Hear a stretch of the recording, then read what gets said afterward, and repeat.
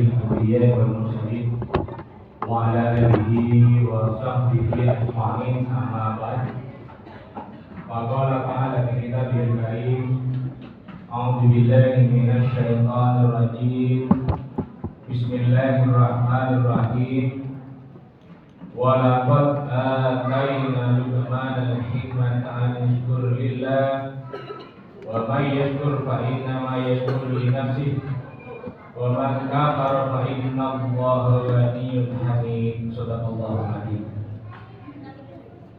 Para jamaah salat Isya dan salat tarawih yang dirahmati Allah Subhanahu wa taala.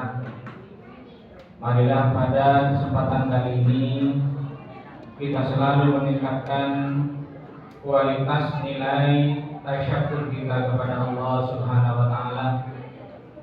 Karena Allah tidak henti-hentinya selalu memberikan nikmat dan karunia-Nya yang sangat banyak sekali yang Allah berikan kepada kita, sehingga kita dapat melaksanakan ibadah siam Ramadan dilanjutkan dengan sholat Isya dan sholat tarawih berjamaah di masjid yang mulia ini.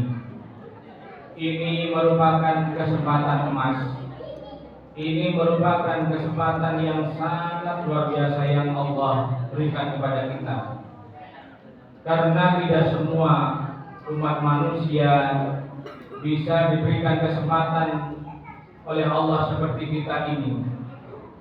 Alhamdulillah kita mampu melaksanakan siam Ramadan mulai dari terbit fajar sampai terbenam matahari. Kemudian setelah kita berbuka masuk sholat Isya dilanjutkan dengan sholat Isya dan sholat tarawih berjamaah. Mestinya kita ini di luar bulan Ramadan melaksanakan qiyamul lail atau sholat tahajud di sepertiga malam. Di sepertiga malam ini kira-kira mudah apa susah berjamaah? Sangat susah sekali. Nah, oleh Allah 1 bulan penuh ini diberikan kesempatan pada kita semuanya. Setelah sholat Isya langsung disunahkan oleh Allah, diberikan sunnah makan, sunnah yang sangat dianjurkan oleh Rasulullah SAW, yakni di sholat tarawih ini luar biasa.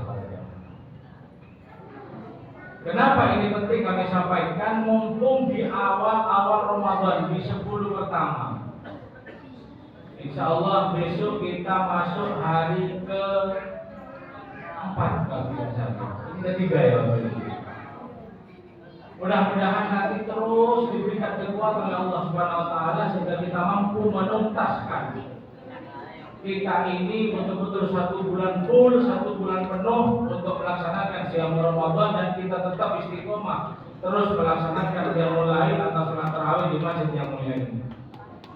Salawat dan salam semoga tetap tercurah limpahkan atas junjungan Nabi kita Muhammad sallallahu alaihi wasallam.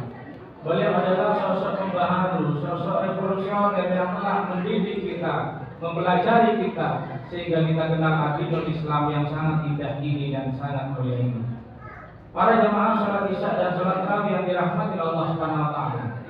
Pada kesempatan kali ini kami sampaikan sebuah tema karakter seorang muslim itu seperti apa. Yang pertama, ternyata karakter seorang muslim adalah Allah sengaja memberikan iman seperti perintah siam Ramadan ini sengaja diawali dengan kalimat a'udzubillahi minasyaitonir rajim, ya ayyuhalladzina amanu. Wahai orang-orang yang beriman. Kenapa sengaja oleh Allah memanggil kepada yang amanu saja? Karena kutiba alaikumus syiyam itu diwajibkan atas kamu berpuasa, karena puasa ini ibadah yang sangat abstrak sekali, tidak mudah dilihat oleh kasat indera kita, penglihatan kita. Misalnya tadi siang luar biasa mulai dari terbit fajar sampai terbenam matahari, tadi suasananya cerah luar biasa. Mungkin kalau kita yang mungkin di dalam kantor, di dalam AC tidak terasa saja. Coba saudara-saudara kita yang mengayuh beca, yang ojol, yang ini, yang itu, luar biasa. Kami tadi sendiri keluar sebentar saja, wah ini sudah kering. Tapi karena kita punya iman, dibekali iman dengan Allah Subhanahu Wa Taala, tidak sampai kita buka kulkas. Coba yang tidak diberikan iman oleh Allah, datang buka kulkas, langsung ngambil satu gelas, selesai, kemudian ngambil tisu, dibersihkan bibir kita. Selesai, tidak ada yang tahu aja. Nah, kita tidak tahu, istri kita tidak tahu. Tapi Allah Maha melihat dan Maha mengetahui. Ibarat kita ikut Olimpiade, kita ini sudah juara dunia, sudah masuk ke Olimpiade dunia. Kelurahan selesai, kecamatan selesai, daerah selesai, provinsi selesai juga. Nasional pun kita sudah selesai. Nah, makanya kita ini sudah termasuk, mudah-mudahan hamba-hamba Allah pilihan, karena ini kita sudah punya karakter. Kita mampu melaksanakan siamu Ramadan. Kemudian karakter yang kedua, yaitu kita mampu mensyukuri nikmat Allah.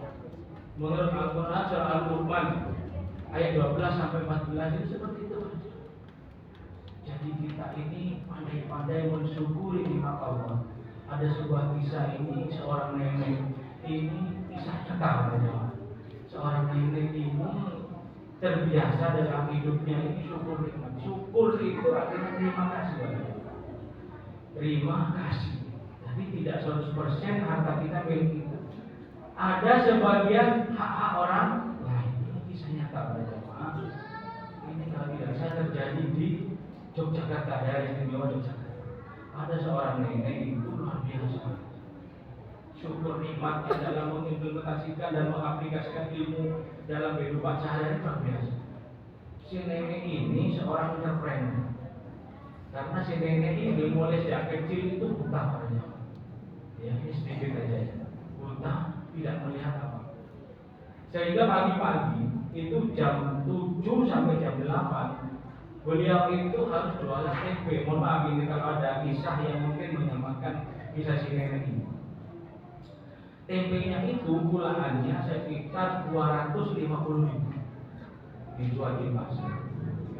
Yang gulaan itu si cucu sulungnya. Jadi di rumahnya itu ada 6 cucu. Ada cucunya tetangga, ada cucu asli. Jadi mengadopsi si nenek ini karena semuanya anak yatim piatu yang beliau kumpulkan. Biasa si nenek. Padahal tidak bisa melihat. Kata ayah sebentar. Setiap pagi itu si cucu sulungnya disuruh pulangan tempe. Dek, coba kamu pulangan tempe. Ini uangnya 250.000 saja. Dihabiskan semuanya. Sampai di rumahnya jam 6 pagi setelah subuh berangkat jam 6 pagi sudah berangkat, yang 7 berangkat sudah buka stand. Nenek ini karena tidak bisa melihat gitu ya, disiapkan kaleng di depannya itu.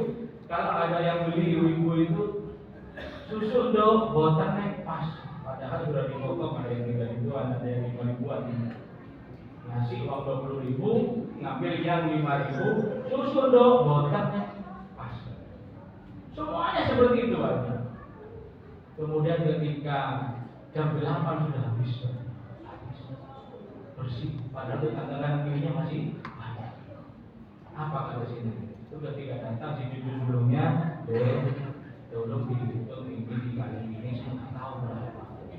Tapi tolong nanti ambil 250.000 ini disisihkan untuk pulangan besok.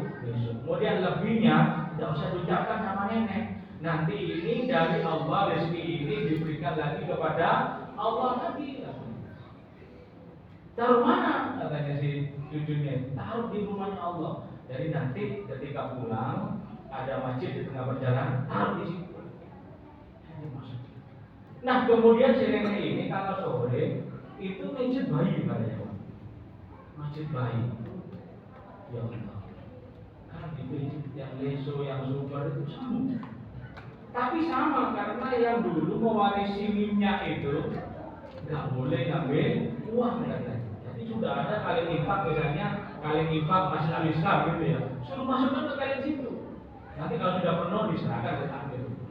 Setiap hari seperti itu. Qadarullah yang dibikin itu sembuh pada jamaah.